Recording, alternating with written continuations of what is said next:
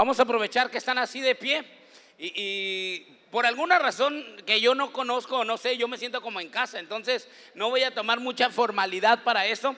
Y vamos a orar y vamos a ser como que egoístas con nuestra oración. Pídale a Dios que Él le hable, que Él sea específico con usted y que usted pueda experimentar el poder de su palabra en este día que hemos decidido reunirnos en su honor y alabarle. Cierre sus ojos y haga una oración ahí personal, por favor. Dios, gracias por este tiempo, gracias por el amor que nos das, gracias por la bendición que tenemos de poder confiar en tu palabra y sobre todo gracias también por esta gran familia en la que estamos creciendo, en la que podemos confiar que estará aquí aun cuando nosotros nos vayamos y que generaciones venideras serán bendecidas por todo lo que nosotros ahora estamos decidiendo hacer para ti en obediencia y en fe. Gracias, Señor, porque vamos a ser expuestos a tu palabra. Reconocemos que es lo más alto a lo que vamos a tener acceso jamás. Declaramos que tu palabra tiene todo el poder contenido que tú tenías pensado que tuviera para transformar nuestras vidas y que deseamos vivir en consecuencia lo que vamos a aprender hoy. Ahora declaramos que nuestra mente está atenta, nuestro corazón está abierto y que nunca jamás volveremos a ser los mismos. En el nombre de Jesús, amén. Amén, amén, amén. Siéntese, por favor.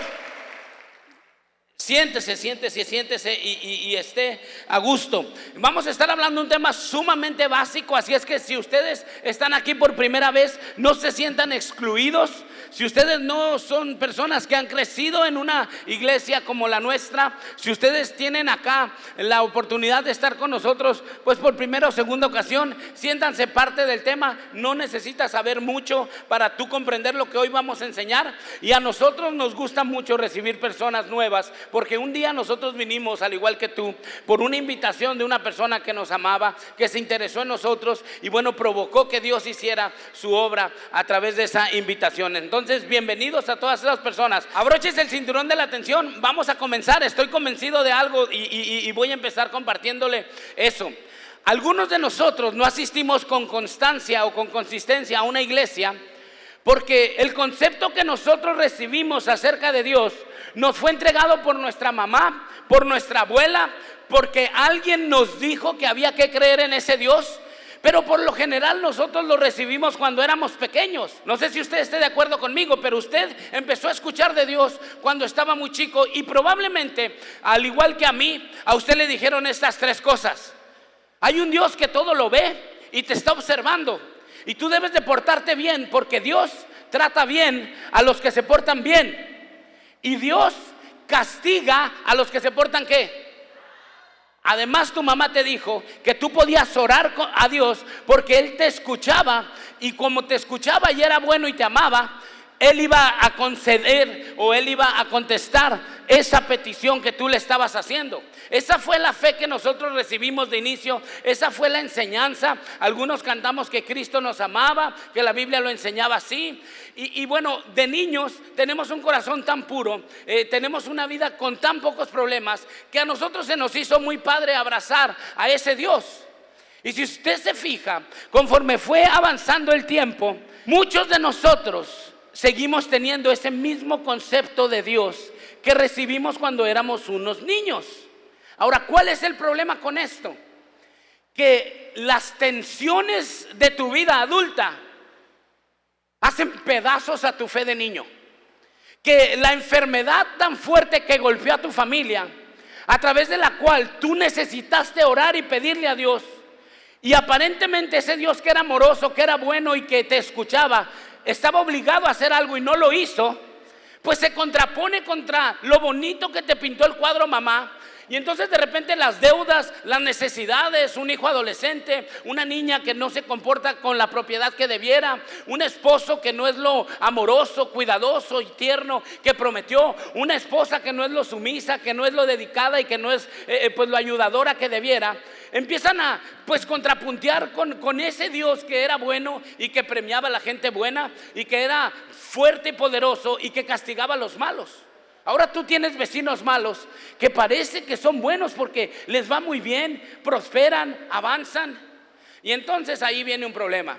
Tu fe de niño no puedes soportar las tensiones que tienes en tu vida adulta, y la mayoría de nosotros empezamos a hacernos un Dios a la medida, o dejamos de creer en un Dios que todo lo puede, que todo lo sabe, que es todo amor y que está en todas partes. Y por eso nuestras iglesias se ven pues en ocasiones con temporadas altas y luego temporadas bajas. Y por eso tienes un montón de amigos y familiares que deciden no venir acá contigo, porque probablemente en el Dios que ellos creen sea en un Dios que no vale la pena creer, porque no sostiene lo que mamá te enseñó de niño y no puede con las tensiones que tenemos ahora de adulto. Pero la Biblia es especialista en hablar de ese tipo de cosas.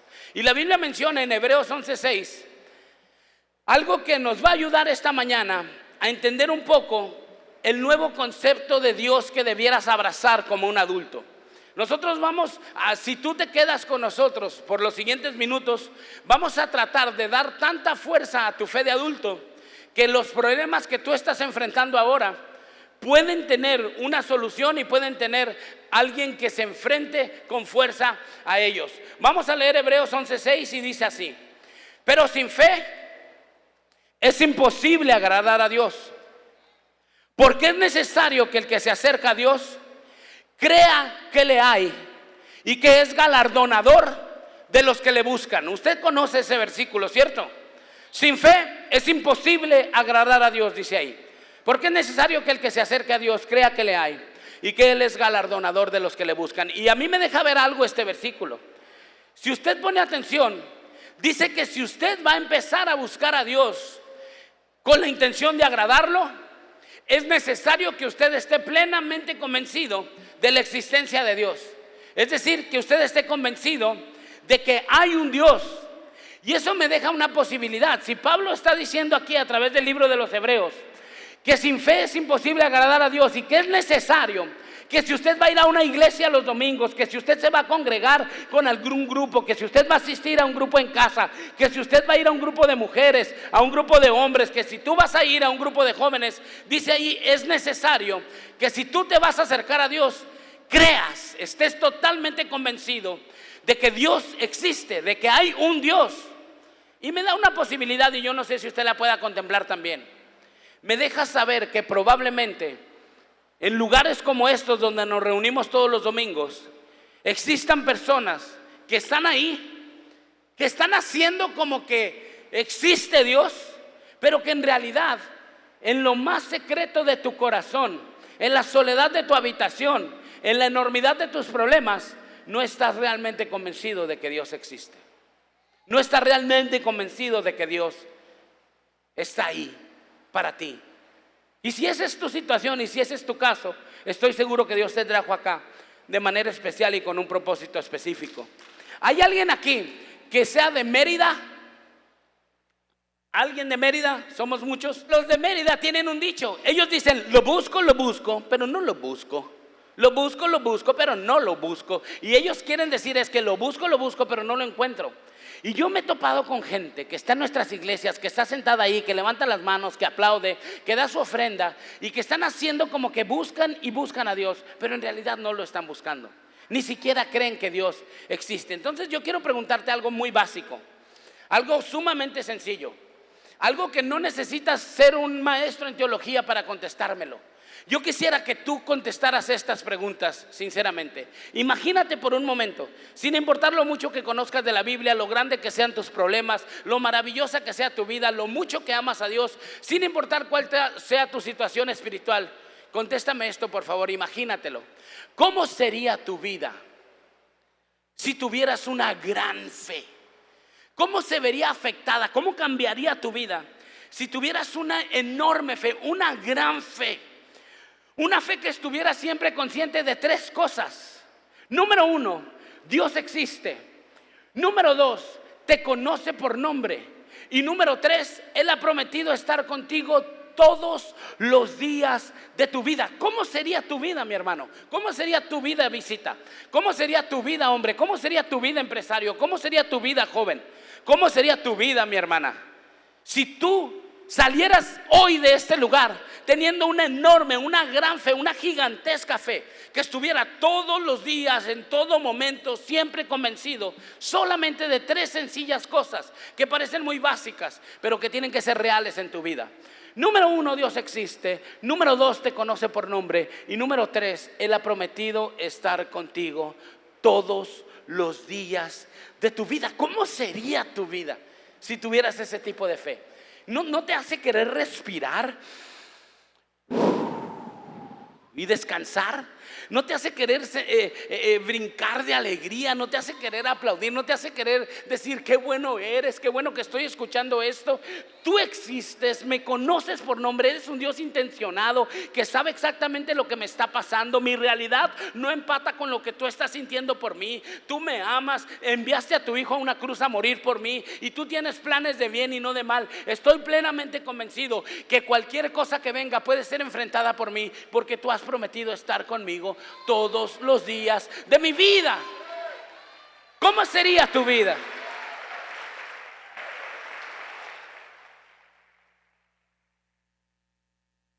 Ahora estoy hablando del tipo de fe tan grande que cuando una gran tentación viniera a tu vida, tú sabes tus pecados favoritos, tú sabes aquella piedra con la que siempre tropiezas, tú sabes esa cosa con la que siempre batallas, ese tonto hábito oculto que te abofetea en tu habitación.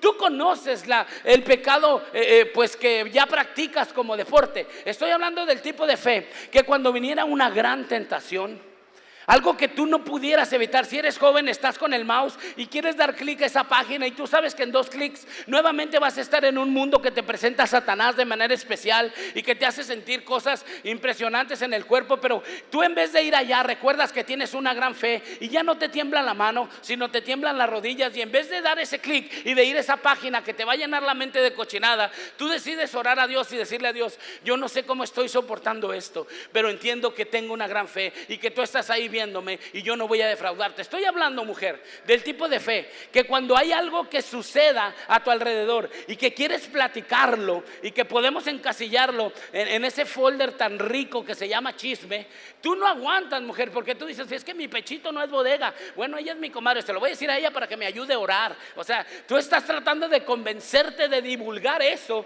que va a hacer daño a lo mejor a la otra persona, pero tú estás a la vez consciente de que ahora tu fe es distinta. Déjame de una vez subir a este barco a los hombres. Hombres, estás ante una gran tentación. Hay una persona que está coqueteando contigo en el trabajo. Nadie se va a dar cuenta. Es una situación especial. Ella también tiene pues cosas que cuidar. No va a querer decirle a nadie porque tiene una familia. Es decir, la cosa está más o menos acomodada. O es un gran negocio. Tú nada más tienes que firmar, hacerte la vista gorda. Todo el mundo lo hace. Te vas a llevar una buena lana por hacer eso. Es una tentación muy fuerte. Tu cuerpo te dice que lo hagas, toda tu mente te dice que lo hagas, inclusive tus amigos te dicen: todo el mundo lo hace.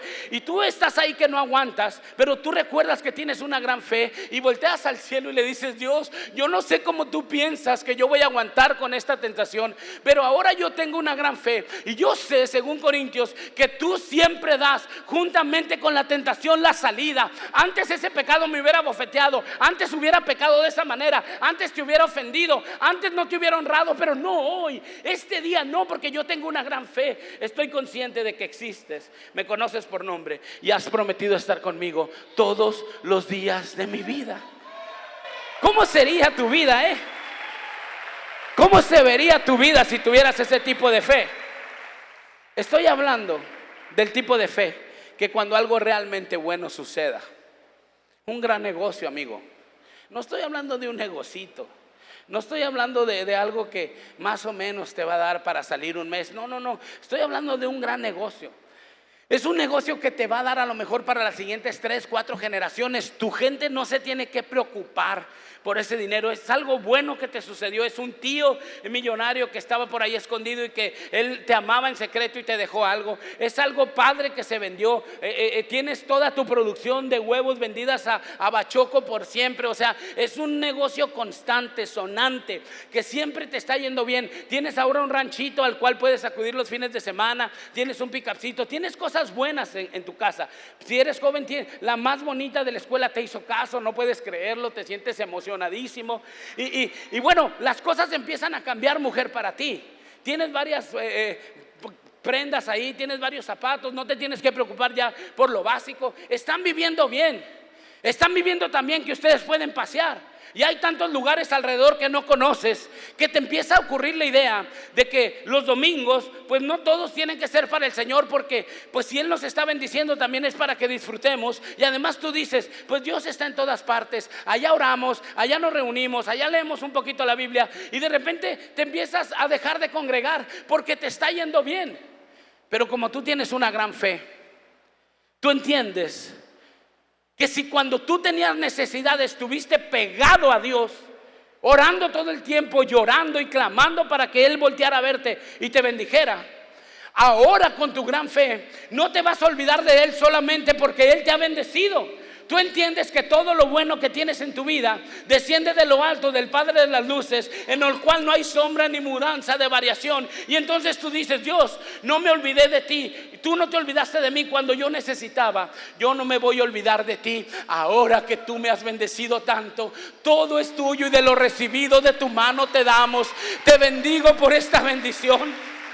¿Cómo sería tu vida? Oye, ¿cómo te sentirías en el aspecto económico si tú tuvieras un tipo de fe aquí? Tú comprenderías que todo lo que tienes viene de Dios, que no hay nada que sea para ti. Y tú entiendes hace mucho tiempo, después de ver todo esto que se ha construido, toda la bendición que tu familia ha recibido, todo lo bueno que Dios ha sido con ustedes, y además es sellado por la seguridad, palabra y promesa de un hombre que te dice, no tenemos ninguna deuda, no estamos en crisis. Tú entiendes una cosa, tú dices, si yo creyera que Dios está detrás de mi dinero, hace mucho me hubiera ido de este lugar.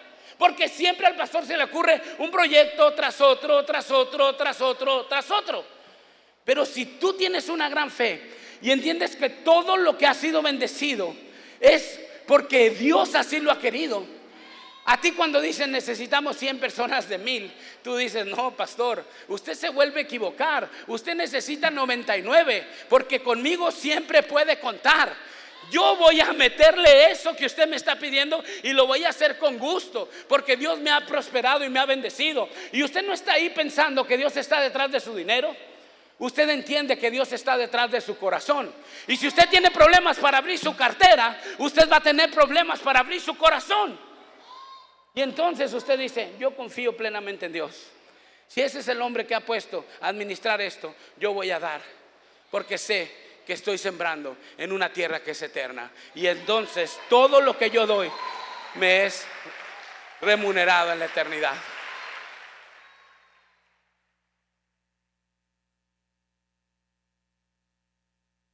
Último, por favor, el tipo de fe. Estoy hablando de un tipo de fe diferente. Un tipo de fe que abraza las promesas de Dios y que sabe que Dios está siempre en control. El tipo de fe que cuando algo realmente malo le sucediera. Estoy hablando de una noticia que usted no esperaba, amigos. Ustedes saben que las malas noticias nunca tocan antes de entrar, pero esta ha sido desgracia total. Ha pateado la puerta y se ha quedado hospedada a vivir al lado mío. Se ha metido en la cama con mi esposo y conmigo. ¿En qué sentido? En que al hombre, estoy hablando de una noticia sumamente cruel, que al hombre de la casa, al varón de Dios, a ese que tú nos diste para guía, para cuidado, para provisión y para protección, ahora le han detectado un cáncer. ¿Cómo puede ser posible? Dices, Dios, no puedo entenderlo. O a esa flor que te dio Dios a cuidar, al vaso frágil, a esa mujer que abnegada, que se ha desvelado generación tras generación por cuidar a tus hijos y además sirve a Dios en la iglesia, de repente le detectan una enfermedad que no puedes creerlo. O como me sucedió a mí. Estoy hablando de un tipo de fe que cuando algo realmente malo pasara, que cuando los cielos se volvieran de bronce, que cuando tú hablaras y tú sintieras que Dios no te está escuchando, porque ¿cómo va a ser que mi bebito esté enfermo? ¿Cómo va a ser que mi hijo esté pasando por eso? ¿Cómo va a ser que esta mala noticia haya llegado a casa? El tipo de fe que cuando otros abandonan, tú permanecieras. El tipo de fe que cuando otros estén viendo lo mal que te está pasando o lo malo que está sucediendo en la enfermedad, ellos dudaran, pero tú te mantienes firme. Estoy hablando del tipo de fe que cuando de repente, y te lo hablo de manera personal, tu mamá está en un campamento. Ella es de las mujeres más amorosas en la iglesia. Es la persona probablemente que más había servido en su generación y en su tiempo. De repente siente un ligero dolor de estómago. Le dices: mamá, siéntate un poquito ahí. Le traen un Alka-Seltzer. Pasa la tarde en el campamento orando y sirviendo como siempre lo hace, nada más ahora sentada. Te la llevas a tu casa. El lunes sigue el dolor. El martes temprano decides llevarla al hospital. Y el martes a las 2 de la tarde tú estás orando en un bote de basura, diciéndole a Dios: yo sé que tu palabra dice que si yo clamo a ti, tú me vas a responder, pero yo no quiero clamar. Mira cómo mamá se está debatiendo entre la vida y la muerte. Tú puedes hacer algo, Señor. Tú puedes voltear y hacerlo. Si tú guiñes un ojo, ella se levanta. Si tú tienes esa misericordia, por favor, derrámala sobre ella. Mira cómo es que no puedo ni clamar, no tengo fuerzas para hacerlo, pero tú la puedes sanar. Y estás en medio de una oración como esas, y entonces sale por ti el doctor y te dice: despídanse de su madre porque su mamá ha muerto. Entonces tú tienes que ver a tu papá cómo se desbarata ahí y cómo te dice: negro, hazte cargo. ¿Cómo va a ser posible que estemos viviendo esto? ¿Cómo fue que me hiciste esto, Dolores? ¿Cómo te fue a ocurrir dejarme aquí solo? Y entonces tú agarras a tus pastores, agarras a tu familia y empiezas a decirle: gracias, Señor, porque a ti la muerte nunca te ha tomado por sorpresa. Porque tu palabra dice que mejor es tu misericordia que la vida, que preciada es a los ojos de Jehová la muerte de sus santos. Y entonces de repente terminas la oración, das un beso a mamá, te despides para siempre de ella, de manera temporal, lo sabes. Agarras un pick-up y vas rumbo a tu casa por una credencial, y de repente Dios te recuerda que el salmista había escrito alguna vez y que tú habías predicado muchas veces: este es el día que ha hecho Jehová, nos gozaremos y nos alegraremos en él. Y entonces tú le dices a Dios: este es un día que tu taller produjo para mí, para que yo lo viviera todo nuevecito, completito, y este es el día que tú has hecho para mí. Me voy a gozar y me voy a alegrar en ti. Y entonces empieza a actuar tu gran fe.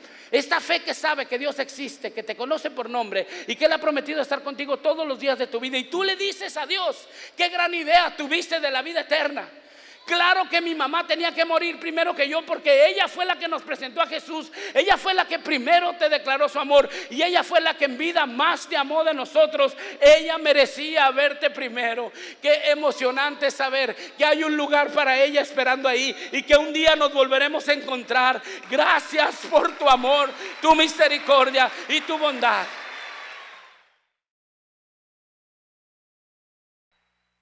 ¿Cómo sería tu vida si tuvieras ese tipo de fe? ¿Cómo se verían tus problemas de gordura con ese tipo de fe? ¿Cómo se vería ese faltante que tienes para la renta con ese tipo de fe? ¿Cómo se ve el futuro de tus hijos, hombre, con una gran fe? ¿Cómo se ve la soledad que estás experimentando, viejecita, con esa gran fe? ¿Cómo se ven los problemas de tu trabajo, hombre, con una fe así? ¿Cómo se ve impactada tu vida? ¿Sabes? La gente estaría cerca de ti diciéndote todo lo malo que está pasando, tratando de preocuparte como ellos se preocupan. Pero tú le dirías: yo no me baso en todo lo que yo puedo ver, sino yo tengo mi fe puesta en aquel que sostiene todo con el poder de su palabra, y que creó todo lo que ahora es visto de donde no se veía nada. Entonces yo tengo mi fe puesta en Él. Ahora, la razón por la cual te estoy diciendo esto es porque desde un principio el problema que surgió entre Dios y el hombre no fue un problema de desobediencia como algunos de nosotros creemos. No fue que Dios nos dio 6 puntos a cumplir y cumplimos 3, no nos dio el promedio y entonces nos expulsaron. El verdadero problema surgió en base a una situación de confianza. El verdadero problema sucedió porque nosotros le dijimos a Dios que no era lo suficientemente confiable. Porque nosotros le dijimos a Dios: no me dijiste toda la verdad. tienes una agenda oculta. Porque cuando la serpiente habló con Eva, que nos representaba ahí, y la convenció de probar ese fruto, nosotros le dijimos a Dios: mira, puedo morderlo y no muero, puedo conocer ahora el bien y el mal. No me lo platicaste todo. Desde el principio, el problema de la humanidad es el mismo problema que te tiene a ti ahora sentado aquí dudando de la existencia de Dios. Desde el principio el problema fue un problema de confianza y no un problema de obediencia. Y desde entonces Dios ha estado queriendo restablecer ese vínculo de confianza. Y todo el tiempo que nosotros vemos la mano de Dios en la Biblia mostrarse hacia nosotros, Él está tratando de que nosotros nuevamente confiemos plenamente en Él. Tener una relación así, y lo dijo de muchas maneras. Él dijo: yo soy la vid, vosotros sois los pámpanos. ¿Qué más ejemplo, hermanos, de alguien que está totalmente unido a nosotros y que está constantemente en una transfusión de vida hacia nosotros? Él dijo: si tú te separas de mí, es como si ese pámpano se separara de la vid. Ese pámpano se seca y no sirve más para ser quemado. Si tú permaneces pegado a mí, hay una transfusión de vida constante que yo te estaré dando. Y la manera en que tú te mantienes pegado a mí es a través de confiar todo el tiempo, en todo momento, que Dios existe, te conoce por nombre y Él ha prometido estar contigo todos los días de tu vida. ¿Ya lo tiene en la mente? ¿Ya lo tiene en su cabeza? Repítalo conmigo: Dios existe, me conoce. ¿Por qué? Por nombre, ¿verdad? ¿Y Él ha prometido qué? ¿Cómo sería tu vida si realmente tuvieras una fe así? ¿Cómo se verían tus vecinos ante eso? ¿Cómo te preguntarían tus vecinos: oye, ¿cómo es el lugar ahí donde vas? ¿Hay campo para mí? ¿Será que habrá una silla extra que yo pueda ocupar? Yo quisiera tener el tipo de fe que tú tienes, Tengo los mismos hijos en las mismas edades que tú y en las mismas escuelas, y veo a los tuyos, son totalmente distintos a los míos. Veo el amor con que te diriges a tu esposo y la confianza que le tienes, y cómo no tienes que andarte cuidando de que sea un hombre que te esté faltando al respeto, de que ande por ahí con otras y que llegue todo el tiempo tomado. Y veo la paz con la que viven su matrimonio, y entonces yo quisiera tener eso que tú tienes. ¿Cómo es que se logra tener eso? La gente nos pararía y nos preguntaría. Tú has conocido gente así. A lo mejor tú tuviste una madre como la mía que todo el tiempo se mantenía creyendo en Dios. A lo mejor tú tienes un pastor inspiracional como el tuyo que está siempre viendo más allá y qué hacer y cómo hacerle, y es algo que inspira. Y esa gente nunca se pone nerviosa, esa gente nunca se asusta, siempre está confiando en Dios. Tu mamá te veía preocupado y te decía: ¿qué tienes, hijo? Ven para acá, a ver, siéntate ahí, platícame, ¿qué te pasa? Mamá, lo que pasa es que mira esto y esto. Y tú querías llenarla de es que si de estos, es que si estos, es que si estos. Y tú querías lograr que tu mamá no confiara ya más de esa manera en Dios. Pero Él te decía: hijo, eso es algo sencillo para Dios. Vamos a orar, papá, vente, vamos a pedirle a Dios que haga eso. Y tú te molestabas porque tu mamá tenía una fe inquebrantable. ¿Cómo sería tu vida si tú tuvieras esa fe realmente? ¿Cómo cambiaría la alabanza si tú estuvieras plenamente consciente de eso? ¿Cómo se vería tu futuro si tú pudieras confiar de esa manera en Dios? Vamos a ir a Mateo 8, del 5 al 10. Y vamos a ver el registro de una oportunidad que un hombre tuvo de mostrarle ese tipo de fe a Dios. Pero quiero que te preguntes una y otra vez: ¿cómo sería cambiada tu vida? ¿Qué cambios experimentarías en tus relaciones, en tu matrimonio, en tu vida como padre, si tú tuvieras esa certeza? Dios existe, te conoce por nombre y Él ha prometido estar contigo todos los días de tu vida. Hay gente que ya está lista para lo que sigue. Hay gente que cuando yo digo eso dicen: qué mal estaba. ¿Cómo puede ser posible que ese pequeño problema pueda parecerme más grande que ese enorme Dios que tengo? Y hay gente que ya está lista, que si hacemos un llamado ahora, ellos vienen y entregan su vida y su corazón a Dios, porque han podido entender que es necesario que el que se acerque a Dios crea que le hay y que es galardonador de los que le buscan. Mateo 8 del 5 al 10 dice lo siguiente: al entrar Jesús en Capernaum, se le acercó un centurión pidiendo ayuda. Señor, mi siervo está postrado en casa con parálisis y sufre terriblemente. Iré a sanarlo, respondió Jesús. Señor, no merezco que entres bajo mi techo, pero basta con que digas una sola palabra y mi siervo quedará sano, porque yo mismo soy un hombre sujeto a órdenes superiores y además tengo soldados bajo mi autoridad. Le digo a uno, ve y va, y al otro, ven y viene, y le digo a mi siervo, haz esto, y lo hace. Al oír esto, Jesús ¿qué dice su Biblia? Se maravilló, se asombró. En el original dice tamazo. Él dijo wow, y dijo ahí, ni aún en Israel he hallado tanta fe. Les dijo a los que estaban con él, nunca antes había hallado tanta fe como en este hombre. Déjenme le platico rápido lo emocionante de la historia. Un centurión era un hombre que tenía 100 personas a su cargo. Era como un jefe de estado, era como un jefe de seguridad. Ese tipo podía entrar con confianza donde quieran, porque él tenía como un pelotón completo que le abriera paso. Era un hombre influyente, era un hombre de poder. Pero la Biblia es tan rica en detalles que nos deja saber que además de ser centurión era romano. Y el sistema romano se oponía al crecimiento y al desarrollo de la fe y de la creencia en Jesús. Ellos hacían todo lo posible por apagar ese movimiento, porque lo reconocían como una afrenta ante el control que ellos tenían sobre la gente. Entonces este hombre, que no necesariamente era un judío como el resto, que probablemente encontraba más sencillo creer en Jesús, diciendo que era un centurión romano, muestra este tipo de fe con Dios. Hace rato sucedió algo, y mientras usted estaba esperando ahí sentado, el pastor pidió un micrófono y dijo esto: Israel, acércate al salón inmediatamente. Israel, se solicita tu presencia en el salón inmediatamente. Israel, y cuando iba a decir la tercera vez Israel hizo su aparición por esa puerta. Yo me imagino que Israel estaba acá cuando él escuchó la primera vez: Israel, acércate al salón, se solicita tu presencia. Israel empezó a hacer esto, el pastor dijo otra vez, Israel empezó a bajar.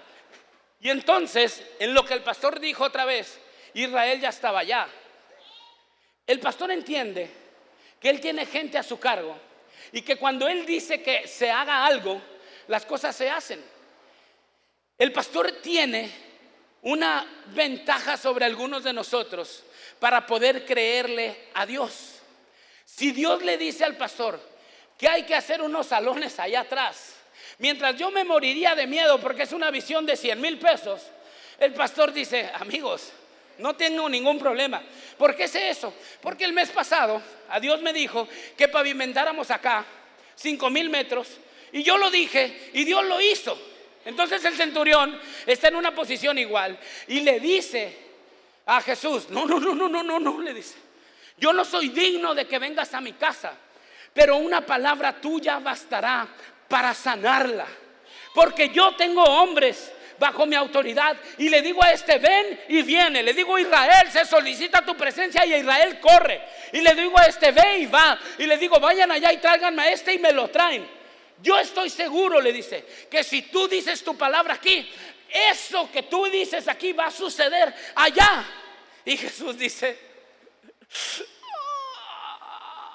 lo entendiste, qué bárbaro, qué bárbaro, lo entendiste, wow, le dice. No puedo creerlo, les dice: oigan, a ver, Juan, ¿dónde estás, Juan? Y le empieza a hablar a sus discípulos: mírate este hombre, Tomás, mira nada más, ni aún en Israel he hallado tanta fe. Tenemos una oportunidad esta tarde. Tenemos una oportunidad especial, mis hermanos. Dios puede voltear a verte y Él puede sentir su presencia en este lugar, y Él puede percibir el tipo de confianza que tú le depositas en Él.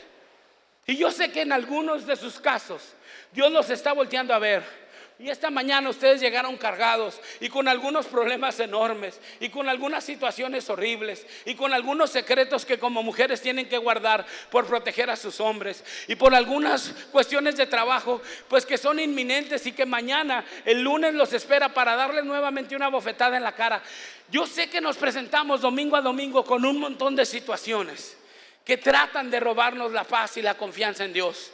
Pero nosotros tenemos una oportunidad única en este momento. Nosotros podemos maravillar a Dios con nuestra fe. Nosotros podemos hacer que Él vuelva, voltee a vernos y nos diga: me sorprendiste, no puedo creerlo. Primero me creíste para este lugar, luego me creíste para un estacionamiento como estos, luego te atreves a llamar un templo que tienes allá aparte, el templo chiquito, cuando le caben unas 600 sillas y otras iglesias lo considerarían como su proyecto de vida, y ahora quieres construir unos salones. Me sorprendiste, le dice a él. Y luego te dice a ti: me sorprendiste, mujer.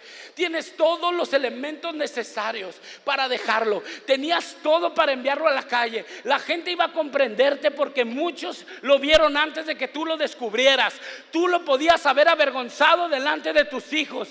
Tenías elementos inclusive bíblicos para abandonarlo. Él no se comportó como el hombre que dijo que iba a ser, pero a ti no te importó tu orgullo. Tú quisiste honrarme, me lo entregaste, dijiste que si podía hacer algo por él lo haría, y míralo ahora. Él está sirviendo aquí. Él es uno de los ancianos, él es un mujer, tu familia entera está sirviendo. Mira tus hijos cómo me sirven. Mira tu esposo, ese que querías echar a la calle y que perdonaste y que lo amaste. Mira ahora cómo te respeta, mira cómo te ama, mira cómo me sirve. Me sorprendiste, me sorprendiste. Mírate nada más, hombre, mírate nada más. Tienes la confianza de la organización para ser tú quien le dé la bienvenida en la puerta a las personas. Tú sabes que el olor que despedías antes y la poca confianza que tú inspirabas hacía que inclusive en ocasiones la gente se cambiara de banqueta porque venías caminando. Y ahora te ponen a sonreír y a entregar los boletines. Mira cómo luces con corbata, mira cómo olías antes y mira cómo hueles ahora. Es un olor fragante para Dios y Dios se alegra con tu servicio. Me sorprendiste, le dice. Me sorprendiste, y te ve a ti, joven. Y entonces Dios ve una generación que se está entregando a la pornografía, que se está entregando a la sexualidad, que están abrazando mentiras y viviendo en consecuencias, que ahora se llaman gays, que ahora se llaman esto, que ahora se llaman otra cosa. Y tú te mantienes limpio, tú te mantienes puro. Tú has decidido apartar tu corazón y entregárselo a Dios. Y Dios te dice en esta generación: joven, wow, me sorprendiste, me sorprendiste. ¿Cómo va a ser posible que te mantengas puro? ¿Cómo va a ser posible que no cometas ese tipo de pecados? Eres un hombre exitoso, tienes tu futuro asegurado, tienes una empresa próspera, no estás aquí por necesidad. Eres un hombre que tiene gente también a su cargo y que tiene su vida resuelta. Y en vez de andar por ahí disfrutando de eso porque te lo merecerías y porque tú estarías en posición, estás acá, pasas y pides dinero a los demás porque tú sabes la bendición que hay en ofrecer un poco de lo que yo les doy a mi reino. Me sorprendiste, te dice Dios. Me sorprendiste. Tenemos esa posibilidad hoy de dejar de lado nuestra duda y de sorprender a Dios con mi credulidad. 5 minutos, tienes 5 minutos más de atención ahí. Te voy a dar, si tú no entendiste todo el mensaje, te lo voy a dar envuelto para llevar. Te lo voy a poner como centro de mesa, mujer, para que te lo lleves a tu casa. Si se distrajeron y no entendieron nada, con que pongan atención a esta última parte lo habrán entendido todo. La historia se desarrolla en el tiempo de los reyes, eso, y en el tiempo de los comités de consejeros al rey. Este rey tenía una afición y de vez en cuando se llevaba a sus consejeros de cacería. Entre los consejeros el rey tenía uno que nos representaba. Era uno que tenía una gran fe. Este hombre estaba plenamente consciente de que Dios existe, te conoce por nombre y Él ha prometido estar contigo todos los días de tu vida. Y todos los demás consejeros trataban siempre de dar su opinión al rey cuando el rey la pedía, Pero este hombre, lo único que siempre contestaba era lo mismo. No tenía otra frase. Él, todo el consejo que le daba, cuando cuestionaba algo, él decía: rey, yo no puedo agregar cosas como mis amigos. Yo no tengo esa habilidad de ver el futuro como dicen tenerla ellos. Lo único que yo sé, rey, le decía a este hombre, es que Dios es bueno y Él sabe lo que hace. Y el rey en ocasiones se sentía muy tranquilo con la respuesta, pero en otras ocasiones se sentía muy inquieto y hasta le molestaba, porque este siervo lo único que siempre le decía es: Dios es bueno y Él sabe lo que hace. En una ocasión se llevó a sus 8 consejeros de cacería. Los consejeros sabían que, bueno, el rey era el que tenía que cazar más. De hecho, esperaban la señal del rey para empezar a disparar. Y aunque tú fueras mejor que él, pues la verdad, si eras un poquito sabio, sabías que el que tenía que brillar era el rey. Eso sucede a donde vayas. Siempre tienes que dejar al jefe ganar. El caso es que ellos se fueron para allá. Estaban esperando la señal del rey. Algo silencioso, algo sigiloso, que no le avisara a los animales, pero que sí les avisara a ellos. Y de repente ellos escucharon un fuerte disparo, ¡pum!, seguido de un grito, ¡ah! Ellos no entendían, todos los animales corrieron, ellos se fueron acercando hacia donde venía el grito. Cuando llegaron ahí, descubrieron que el rey se había disparado y se había volado el dedo gordo del pie izquierdo. El rey estaba tirado y no podía creerlo. Le pararon el sangrado, se lo llevaron al palacio. Cuando los llamaron a reunión, el rey les dijo: escuchen muy bien lo que me van a decir, escojan muy bien sus palabras. Quiero que cada uno de ustedes me explique por qué me sucedió esto a mí. Y uno de los consejeros dijo: por favor, rey, eso es algo sencillo de ver. Me da gusto saber que ya está un poco mejor. No estoy mejor, estoy peor. Yo antes estaba mejor con mi dedo, ahora estoy peor. No me digas que estoy mejor, le dice. Bueno, lo que yo le quiero decir es que aún al mejor cazador se le va la liebre.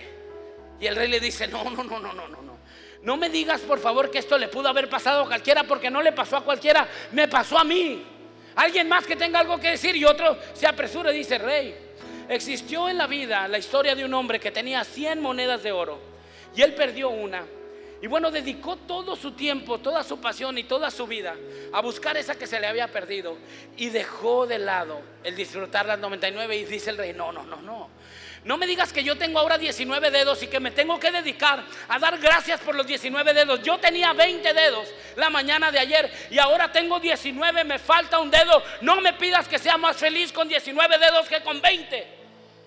Y así fueron pasando todos, y el rey iba subiendo su coraje, hasta que llegó con el consejero que nos representa. Y el consejero le dijo: rey, yo no me voy a aventurar a decir algo como mis amigos. Lo único que te digo es que Dios es bueno y Él sabe lo que hace. El rey se enfureció tanto que gritó: ¡guardias! Llévenselo al calabozo más oscuro y que esté durmiendo, viviendo y comiendo entre las ratas. Abandónenlo ahí. ¿Me vas a decir que Dios es bueno y que Él sabe lo que hace? ¿Cómo es que Dios estaba atento a que yo me volara mi dedo largo de aquí? Y lo aventó allá. La historia, para hacerla corta, dice que ese hombre estuvo viviendo ahí entre ratas, que vino el frío y él se llenó de calentura y estuvo botando ahí. La barba le creció, han pasado casi 12 meses ahí. Él está abandonado, nadie se lo recuerda. Y el rey afuera vuelve a querer ir de cacería. Junta a los 7 consejeros que le quedan, se los lleva de cacería, y esta vez, en menos de lo que ellos piensan, empiezan a ser observados por 40 ojos, 20 personas, 40 ojos viéndolos. Ellos quieren huir, y en lo que menos piensan y de la manera más repentina, ellos están amarrados de pies y de manos a un palo, y están escuchando dialectos, y es una tribu de caníbales la que los ha capturado. Los llevan lejos a una montaña. Cuando llegan ahí, está todo preparado para hacer un sacrificio a un Dios en el que el rey no cree. No puede creer lo que empieza a suceder. Empiezan a preparar uno a uno a sus consejeros y los empiezan a aventar por la boca de un gran volcán que está en erupción, en sacrificio a ese Dios que esa tribu sirve. El rey se empieza a poner muy nervioso porque ya van 4 de sus consejeros, 5, 6. Viene el último y después han guardado lo mejor para el Dios. Ese van a sacrificar al rey. El rey no puede creerlo, está sudando, está ansioso, ha pensado muchas cosas para escapar, ha ofrecido riqueza a cambio de su libertad. Nadie le ha hecho caso. avientan al último de sus consejeros, él está destrozado, es inminente su muerte. Y cuando alguien lo está preparando para aventarlo, se dan cuenta que a él le hace falta un dedo. Este hombre levanta un pañuelo blanco hacia un hombre de una barba gigante que está allá en un cerro, y ese hombre hace una señal. Y entonces le explican al rey que él no puede ser sacrificado a ese Dios, porque ellos no van a entregar nada imperfecto a su Dios perfecto, y que como a él le hace falta un dedo, él no puede ser ofrecido en sacrificio, que él puede irse y que está totalmente en libertad. ¿Puedes entenderlo? El rey no lo puede creer. El rey va corriendo y de repente recuerda cómo es que el siervo a lo mejor tenía razón, y dice: a lo mejor era cierto, Dios es bueno y Él sabe lo que hace. Aunque pues mataron a todos mis siervos, pues Dios sabía que esto iba a suceder y por eso perdí un dedo. Pero conforme el rey se fue acercando más a su zona de seguridad, a su palacio, él empezó a tomar coraje, y entonces quiso tenderle una trampa al siervo que le quedaba. Lo mandaron llamar, y entonces él le dice: me pasó esto, esto, esto y esto. El hombre está todo andrajoso, está moribundo, no tiene fuerzas, le molesta la luz, su barba es larguísima, el olor es espantoso, apenas tiene fuerzas para ponerse de pie. Y el rey le dice: entonces aventaron al último hombre, al último compañero, lo aventaron al volcán, y cuando me iba a tocar a mí, ellos vieron que me hacía falta un dedo y me dejaron ir porque yo era un sacrificio imperfecto.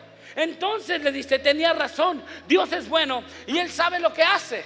Y el hombre se empieza a poner de pie orgulloso, se empieza a levantar y empieza a sonreír. Y el rey le dice, cambiando su cara y su tono: ahora explícame por favor, si Dios es bueno y Él sabe lo que hace, ¿cómo es que un Dios tan bueno puede castigar a alguien de esa manera como a ti? Tú le amas, tú eres fiel y siempre le serviste y creíste en Él, y mira cómo te trata. Estás aquí en esas condiciones, casi moribundo. Qué vergüenza me das. Dime por favor cómo un Dios tan bueno te puede tener en esa situación. Y el hombre se pone de pie con toda la fuerza que le queda y le dice: oh Dios, gracias por esta oportunidad. Rey, esta es la pregunta más sencilla que tú me has hecho.